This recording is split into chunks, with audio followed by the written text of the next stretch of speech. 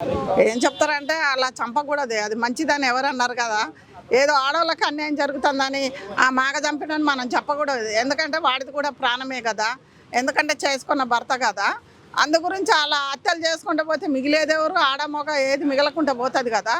కాబట్టి ఆమె చేసింది కరెక్ట్, ఆమెకు తగిన బుద్ధి చెప్పాలి. దాని ప్రభుత్వం కానీ చట్టమే కానీ ఆమెకు ఉరిసి చేయాలని ప్రతి ఒక్కరు కోరుకుంటాడు. ఎందుకంటే వాళ్ళిద్దరు కలిసి చేసిండ్రు, అది ఒక్కళ్ళు కూడా చేయలే. అందులో ప్రాణం పోకుండా అదేదో ఇంజక్షన్ల పైసను కూడా ఇచ్చింది, ఎంతో తెలివితోటి. అలా చేయొద్దు, ఎందుకంటే వాడు కూడా ఒక అమ్మ కడుపు పుట్టిన బిడ్డే కదా. నీకు ఇష్టం లేకుంటే వెళ్ళిపోవాలి, కానీ అలాంటివి చేసుకుంటారా? ఎంత ఆడవాళ్ళకే సిగ్గుసేటు ఇలాంటివి వింటే. అంటే ఒకవేళ ఆడవాళ్ళు అనవచ్చు మమ్మల్ని చంపొద్దు, ఎవరు చంపొద్దు. మగవాళ్ళు ఆడవాళ్ళని చంపుకుంటూ పోతే మరి మన దేశం మిగులుతుందా? మిగలదు కదా. అందు గురించి ఎవరు చంపుకుంటూ పోవద్దు. ఎవరు ప్రాణం ఎవరు కొనుక్కొచ్చుకోలేదు. మనం ఈ బ్రతుకు గింతలనే ఇప్పుడిప్పుడే గింతలనే చంపు తుంచేసుకుంటే ఎట్లా?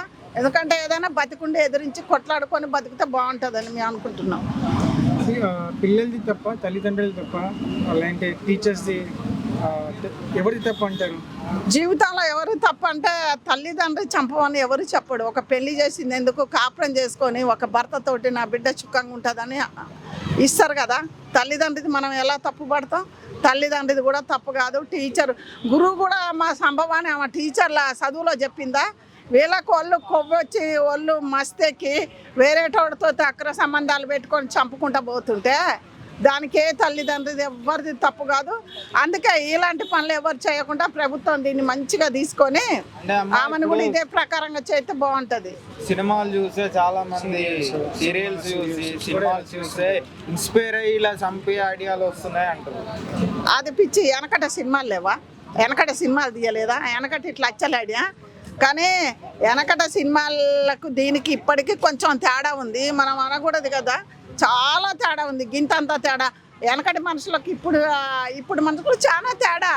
మగవాళ్ళని ఆడవాళ్ళైనా తేడా కానొస్తూనే ఉంది కదా ప్రభుత్వాలకు. ఎందుకంటే మనం కొన్ని నిజాలు చెప్పంగానే వాళ్ళు ఏంది అనుకుంటారు, కానీ అది హత్యలు జరుగుతున్నాయి, ఎక్కువ హత్యలు జరుగుతున్నాయి కదా. అది కూడా ఆలోచించాలా, అసలు ఎందువల్ల హత్యలు జరుగుతున్నాయి అది కూడా ఆలోచించాలి. ఎందువల్ల అంటే ఇప్పుడు మనం ఒకప్పుడు అయితే ఊర్లలో మనం ఉన్నది బతికేయడం వల్ల అంత సంతోషపడుతున్నాం. ఇప్పుడు ఎక్కువ లగ్జరీ అలవాటు పడి, అవును లగ్జరీకి అలవాటు పడి ఇక ఎందుకంటే అందరూ అలా చేస్తారు. ఆడపిల్లలు ఒక మట్టుగా పెంచిన వాళ్ళు అయితే నేను ఇలా చేస్తే ఎట్లా, మనం ఏం చెప్పాలి? రేపు నా తల్లి గారికైనా ఆటోలకి ఇటో ఉంటుంది.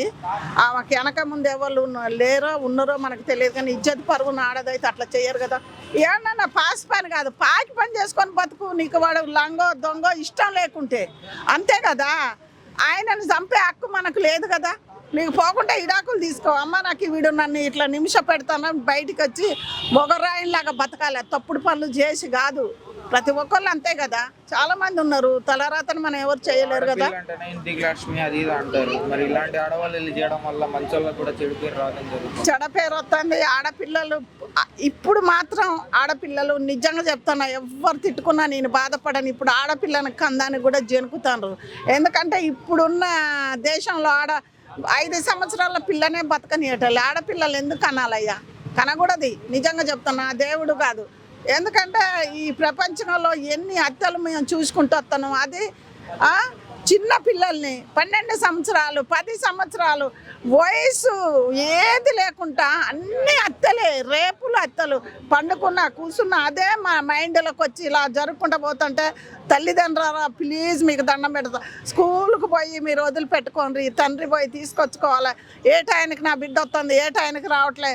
లెక్స్ లేరు స్కూల్లో, సారు ఆడ ఉన్న గార్డెన్ అందరు కూడా పిల్లల్ని బయటికి వెళ్ళనియకుంటే ఎవడన్నా కొత్త వాళ్ళు వచ్చినా అసలు వీడు ఎందుకు వస్తారని కనిపెట్టి పిల్లల్ని ఒక బాధ్యతగా, ఆడపిల్లల్ని ఒక బాధ్యతగా తల్లిదండ్రికి ఒప్పచెప్పాలి. తల్లిదండ్రి కూడా ఒక కంట పిల్లల్ని కనిపెట్టుకుంటూ ఉండాలి.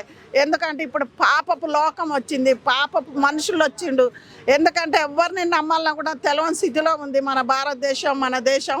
అందు గురించే ఆ పిల్లల్ని ఎంతో చక్కగా ఉన్నంతసేపు తల్లిదండ్రులు ఎప్పుడు ఏది ఉన్నా కానీ పిల్లలు స్కూల్ పోయి ఇంటికి ఒక్క పావు గంట లేట్ అయినా అక్కడికి పోయి అడగాలి. సార్లో చెప్పాలి, మేము వస్తేనే నా పిల్లల్ని వదిలిపెట్టమని చెప్పాలి. ఎందుకంటే మొన్న ఒక పిల్ల గురించి లంజా ఒడుకులు ఎట్ట చేసినరో అందరికీ తెలుసు. ఆ పిల్లని చూస్తేనే ప్రతి ఒక్కళ్ళు కన్నీరు పెడతారు. అందుకే మన పిల్లలు కూడా ప్రతి ఒక్కళ్ళు పిల్లల్ని జాగ్రత్తగా ఉంచుకోరు. ఆడపిల్లల్ని ఏదో గుండెల మీద కుంపడిగా ఉన్నది. ఒకప్పుడు లక్ష్యం అనుకున్న వాళ్ళు ఇప్పుడు ఆ రీతికి వచ్చింది మన దేశం. అంటే ఇప్పుడు ఆడపిల్లలు చేసే పనులను బట్టే తల్లిదండ్రులు కూడా భయపడడం జరుగుతుంది. ఒకవేళ కనాలంటే వాళ్ళకి 24 గంటలు సెక్యూరిటీగానే ఉండాల్సి వస్తుంది. మరి ఏం చేస్తాం? ఒకప్పుడు హాస్టల్ కానీ ఎక్కడ కానీ అమెరికాలు కానీ ఎక్కడ కానీ పిల్లలు హాయిగా పోయి చక్కగా వచ్చేటోళ్ళు. ఇప్పుడు అమెరికా కాదు, ఏడికి దోలాలన్నా ఎక్కడి దోలాలన్నా ఈ పక్కన షాపుకు పోదానికి కూడా వెనకాడుతుండ్రు. ఎందుకంటే అంత పాపం మనుషులు ఉన్నారు.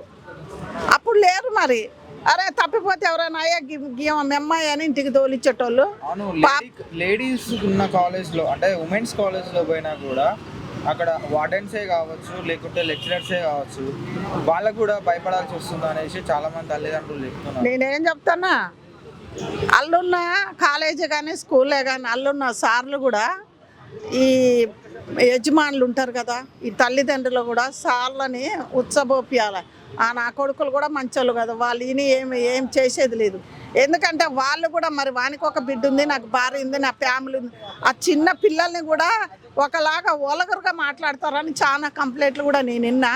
అందుగురించే తల్లిదండ్రి ఎప్పుడైనా అమ్మ సార్ ఎట్టుండు ఏం సంగతి అమ్మ అని పిల్లల్ని కూడా రజా తీసి ఇక మన గార్డెన్గా మనం కాపలా కాసుకోవాల్సి వచ్చింది. ఎందుకంటే అంత దిగజారింది చేయబట్టి అలా మనం చూసుకోవాలి. ఇక అంతకన్నా మించింది ఏం లేదు. మన దేశం నాశనం అయిపోతుంది, మన భారతదేశం.